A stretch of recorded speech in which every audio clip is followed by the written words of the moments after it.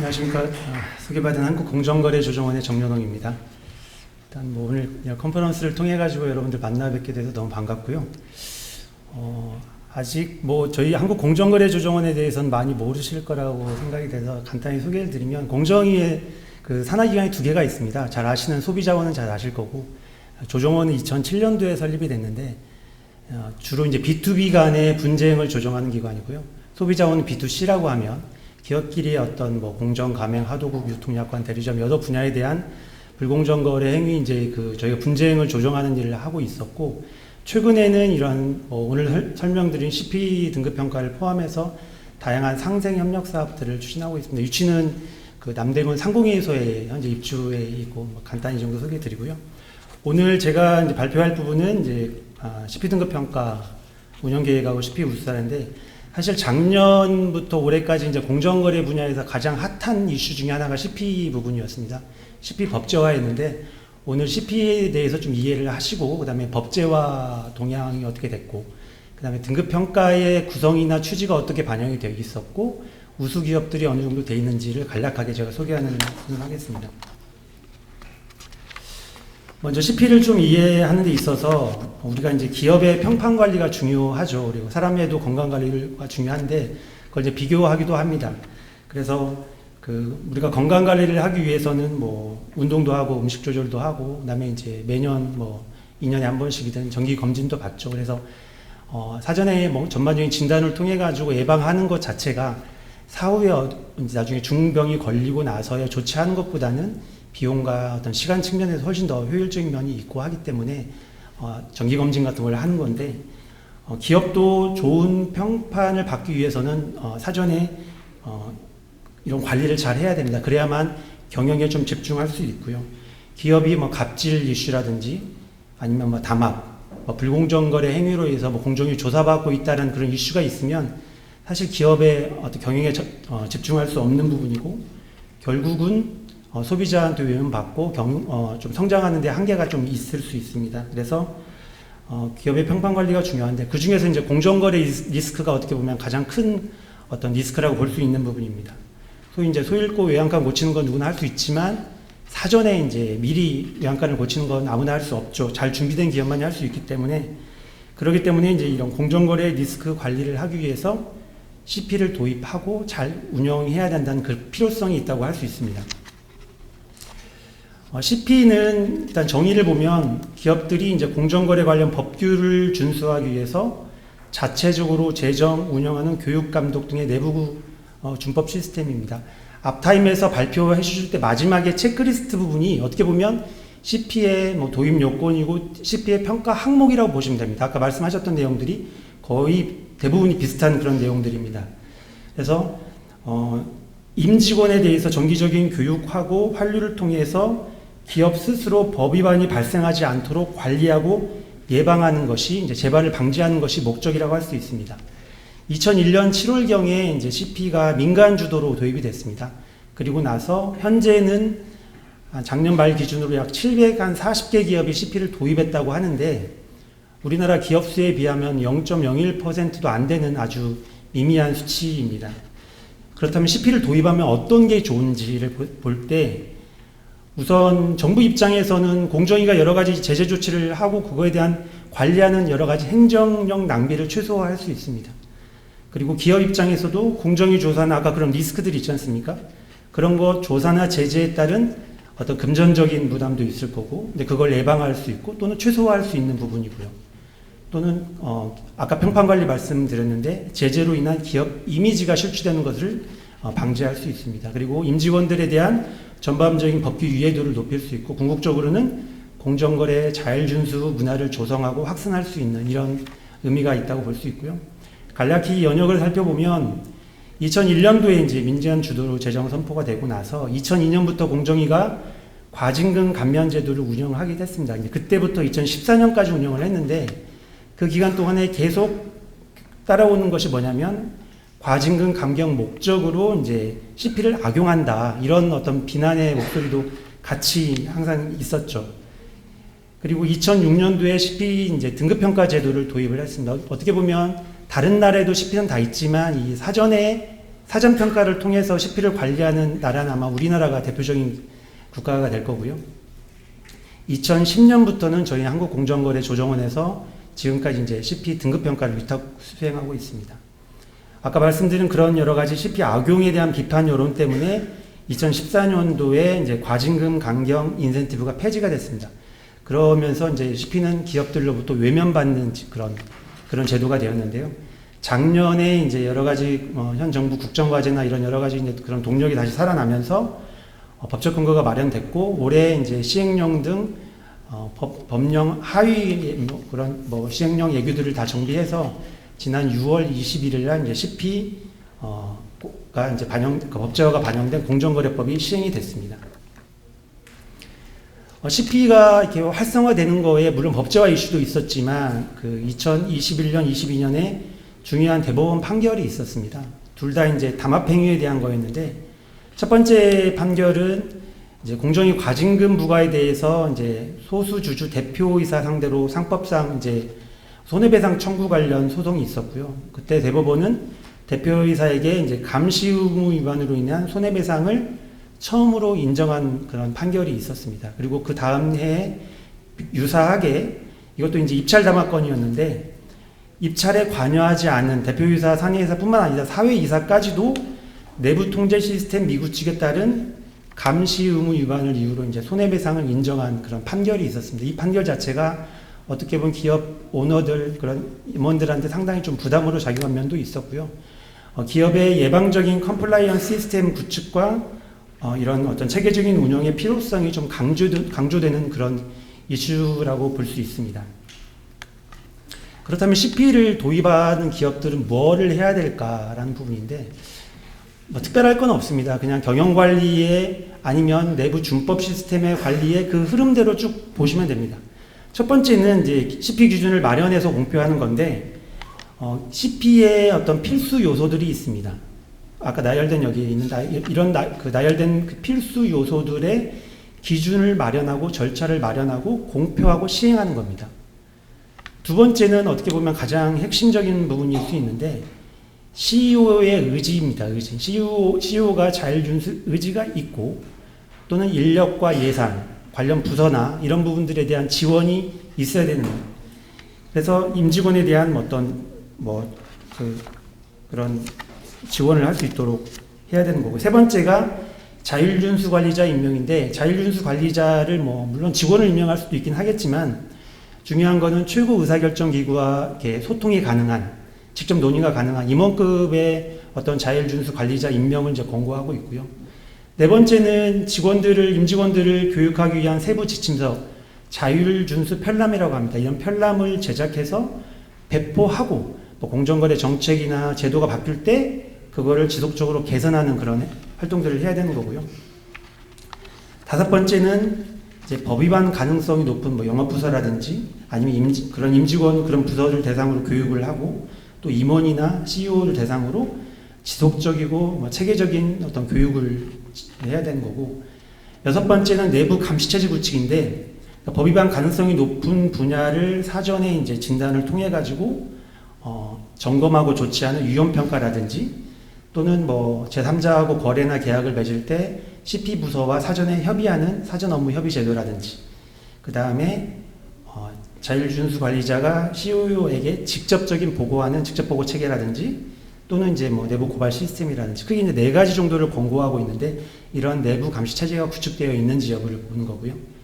일곱 번째는 이제 제재와 인센티브 제도 마련입니다. 뭔가 임직원들로 하여금 자발적으로 참여할 수 있는 그런 환경을 조성하는 건데 그래서 제재 시스템뿐만 아니라 인센티브 시스템들을 갖춰져 있는지 그리고 마지막으로 이제 환류 단계죠. 구축된 CP 관련 그런 내용들이 전반적으로 잘 진행되는지 점검하고 또 지속적으로 이제 개선시키는 효과성 평가 개선 조치 8가지가 CP를 도입하기 위한 이제 기본 요건으로 보고 있고요. 여기에 언급된 내용들이 뒤에서 설명드릴 이제 CP 평가 항목이라든지 이런 거하고 다 이렇게 캐스케이딩 되듯이 이렇게 내려와서 다 반영이 돼 있다 보시면 됩니다. 그러면 CP를 도입한 기업이 이제 평가를 받으려면 어떻게 해야 될까? 기본적으로 이제 1년 CP를 도입하고 1년 이상 경과한 기업을 이제 우선 평가를 할 수 있다고 자격을 주어졌다고 보고 있고요. 한국공정거래조정원에 이제 매년 초에 이제 CP 평가 공고를 하면 그동안 1년 동안의 CP 운영 실적을 약간 보고서 형태로 해서 제출을 합니다. 그러면 이제 평가를 통해서 등급을 부여하는 거고요. 전반적인 절차는 조정원에서 하고 있지만 CP를 평가하는 사람은 별도의 평가위원이 구성이 됩니다. 작년까지만 해도 한 18분의 평가위원이 이제 기업을 평가를 했는데, 그러니까 한 평가위원이 전 분야를 평가하는 게 아니라 그 부분별로 평가위원 그룹이 져가지고 그 부분에 대한 것만 평가를 하는 건데요. 올해는 이제 평가 기업이 많이 늘어나면서 현재 36분의 전문가들이 이제 평가위원으로 구성돼서 평가가 진행 중에 있습니다.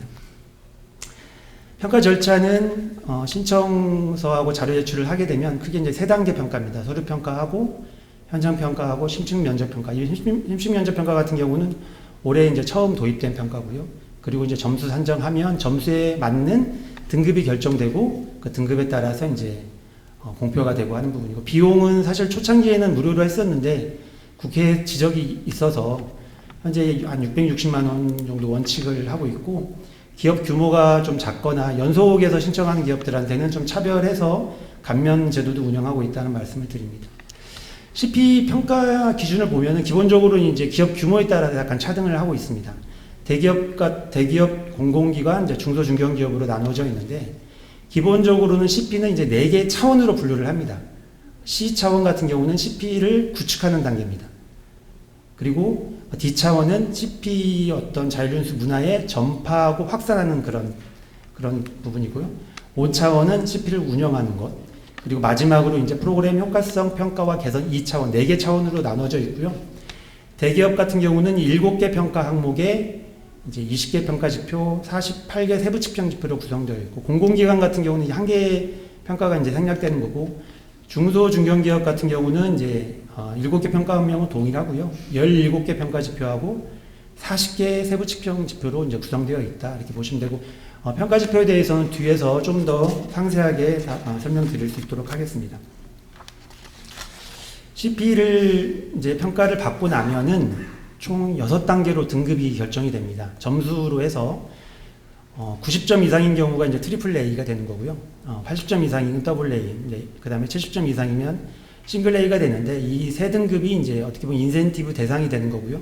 그 외에 B, C, D 3등급이 더 있습니다. 그래서 A 등급 이상이 되면 이제 인센티브를 받게 되는데, 기존에 이제 시정조치 공표 명령과 관련해서 뭐 하향 조정을 한다거나 공표 기간을 단축한다거나 이런 인센티브가 있고요.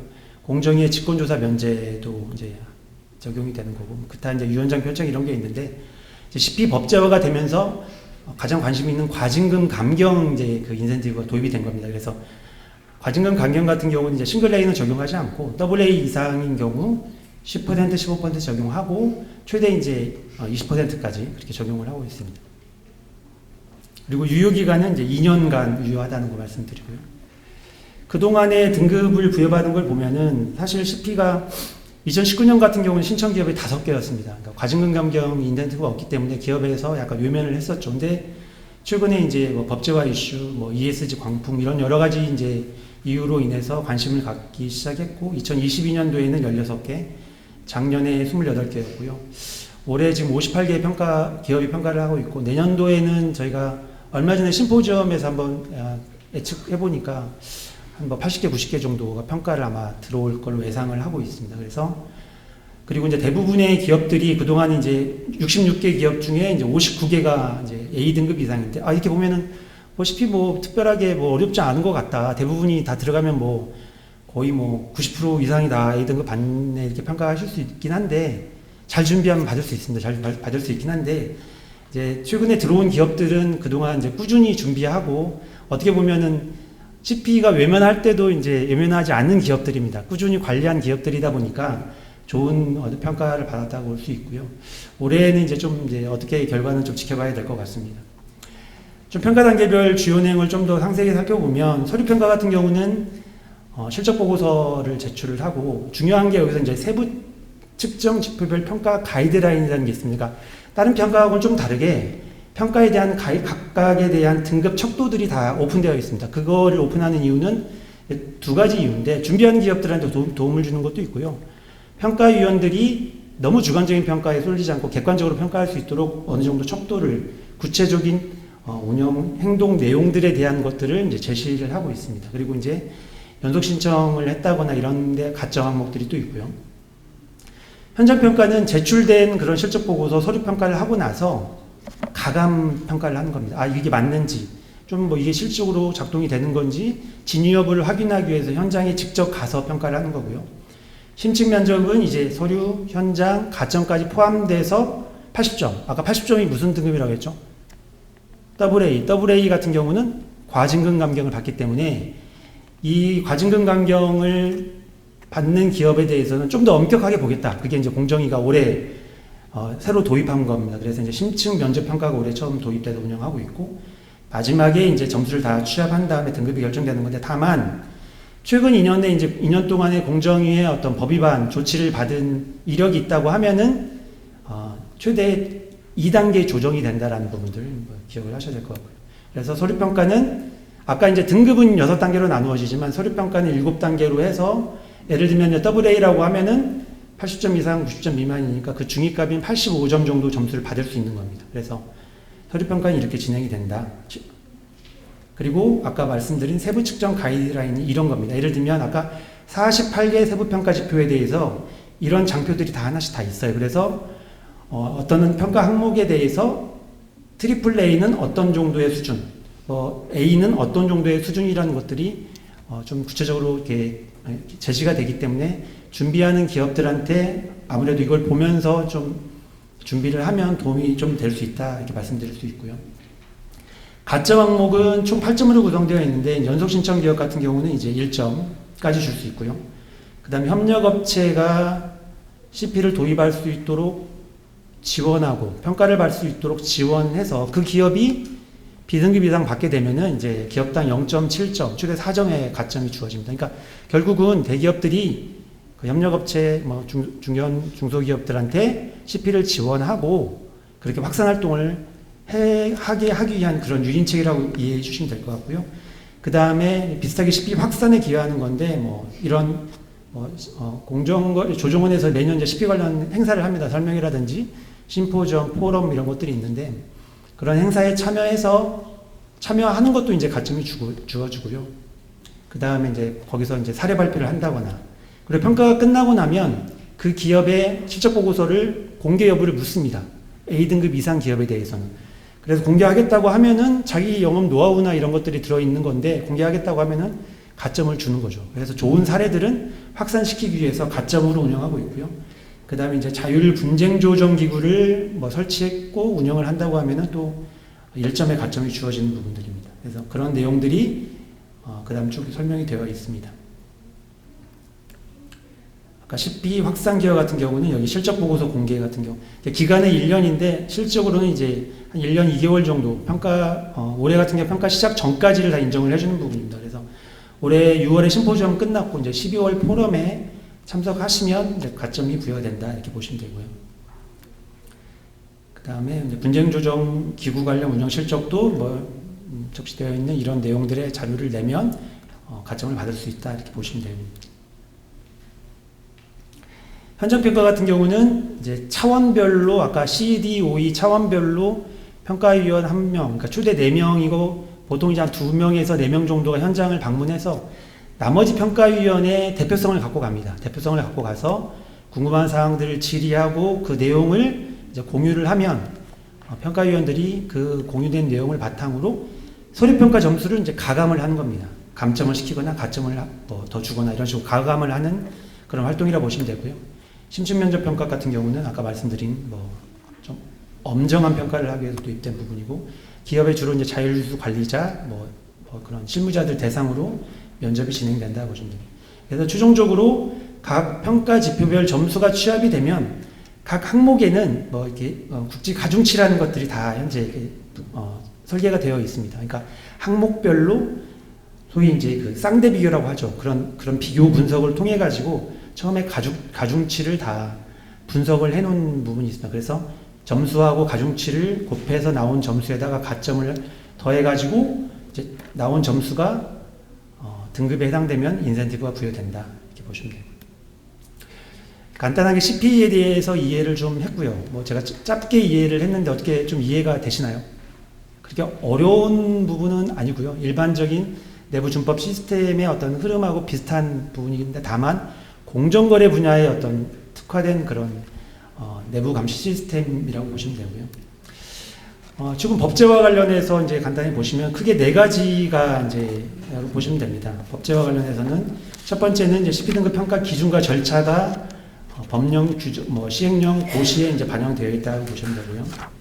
두 번째가 가장 관심 있는 과징금 감경 기준과 그다음 감경률 규정이 반영되어 있다. 그다음 평가 비용과 감면 대상 기준이 마련되어 있고, 평가 기관이 이제 한국공정거래조정원으로 법령이 명시가 되어 있다라고 보시면 되고요. 가장 관심이 많은 인센티브가 이제 반영이 된 내용을 보시면 이제 적용은 AA 이상. 그러니까 물론 이제 공정위도 고민을 많이 했습니다. A등급 이상을 원래 폐지되기 전에는 A등급 이상 과징금 부여를 했는데 아무래도 이번에는 좀 엄격하게 좀 적용하겠다라는 거여서 이제 AA 이상으로 이제 적용을 했고요. 기본적으로 사전에 등급 평가를 AA, AAA를 받으면 법위반 이슈가 있을 때 최초 한 번에 대해서는 부과된 과징금을 이제 감경을 해주는 건데 이제 그 법위반 이슈에 대해서 CP가 작동했는지를 기업이 입증을 하면, 그러니까 조사 개시 전에 CP가 작동을 해서 법위반을 탐지하고 그거를 중단시켰다라는 것을 입증을 하면 추가적으로 5%의 더 과징금을 준다. 그렇게 이해하시면 됩니다. 15 플러스 5% 그렇게 이해하시면 되고요. 시정 조치 같은 경우는 이제 A등급 이상 조치가 되는 건데 이건 사실 기존에 있는 내용하고 동일합니다. 이제 간행물 공표 크기나 매체 수를 하향한다거나 공표기한 단축하는 부분, 이것 역시 최초 1회 안에서 적용이 되는 부분이고, 적용 제외 요건 신설이 사실 기업들이 많이 좀 요구를 했던 부분인데 이건 그냥 그대로 일단 되는 게 그대로 이제 이건 폐지되지 않고 있는 건데, 오히려 이제 과징금 감경이 혜택이 재도입되면서 적용 제외 요건이 재신설 또는 강화된 부분이긴 합니다. 그래서 총 4가지인데 CP 담당자가 법위반에 개입한 경우에는 과징금 감경 대상이 된다 하더라도 적용하지 않겠다는 거고요. 그 다음에 위반 행위가 CP 도입 전에 발생했다거나 부당한 공동행위, 주로 이제 가격이라든지 생산량 이런 거 같이 소위 이제 경성 카르텔이라고 하는데 그런 거와 관련된 부당 공동행위에 대해서는 적용하지 않겠다. 그리고 이제 고의 임원이 관여한 경우는 아무리 과징금 감경 혜택이 됐다 하지라도 법정에 맞지 않기 때문에 적용하지 않겠다라는 그런 규정이 되어 있는 거고요.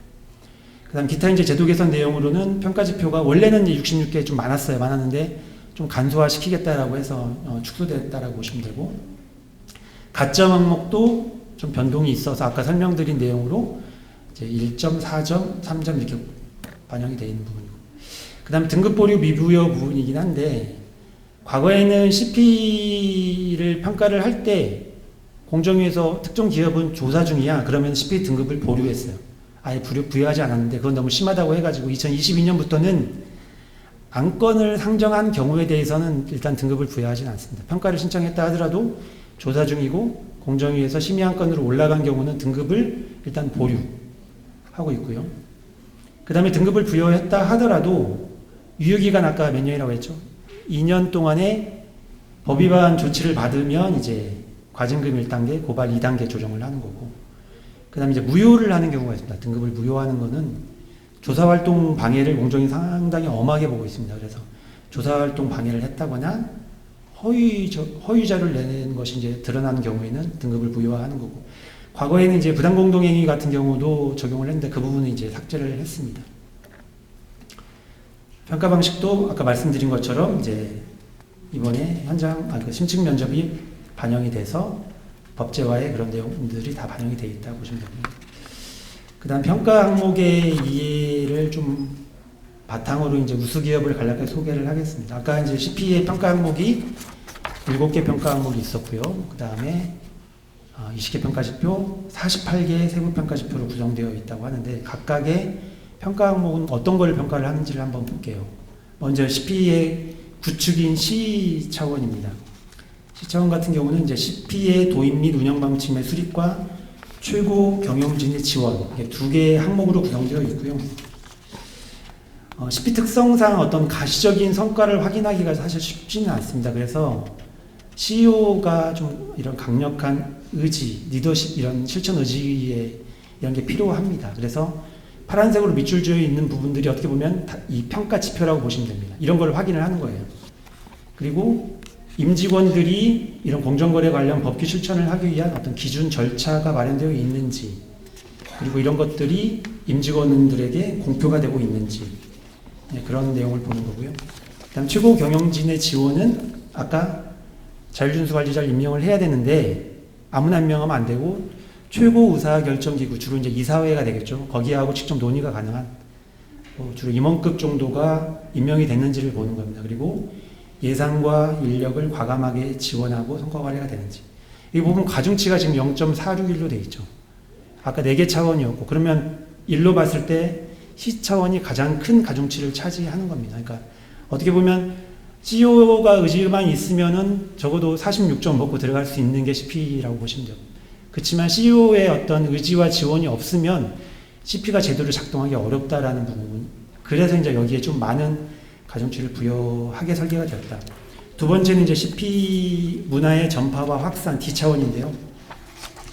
역시 자율준수 편람과 이제 교육훈련 프로그램 두 개의 평가 항목으로 항목으로 구성되어 있고, 여기서는 이제 임직원에 대한 CP 하고 공정원 법규에 대한 이해도를 높이기 위한 어떤 세부 지침서인 자율준수 편람이 얼마나 정확하게 상세하게 작성되어 있고, 시간 제약, 장소 제약 없이 쉽게 활용한 이북이라든지 여러 가지 형태로든지 이런 게 잘 활용하게 운영되고 있는지, 그리고 이제 지속적으로 이런 내용들이 개선되고 있는지, 개정되고 있는지, 이런 내용을 이제 자율준수 편람 관련된 평가 항목에서 보고 있고요. 교육훈련 프로그램 같은 경우는 최고 경영자 또는 임원, 또 법 위반 가능성이 높은 부서, 거기에 맞게끔 각각 차별화된 그런 어떤 정기 교육 프로그램이 있는지, 그리고 교육도 교육하고 나서 또 효과성 평가를 하고